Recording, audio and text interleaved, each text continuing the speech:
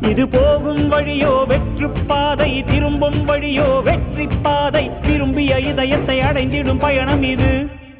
கடல் தாண்டும் பறவைக்கெல்லாம் வழியில் மரங்கள் கிடையாது. ஆனாலும் கண்டம் தாண்டும் சிறகுகள் வலிக்கும். துன்பம் தன் துன்பம் போல் எண்ணினார்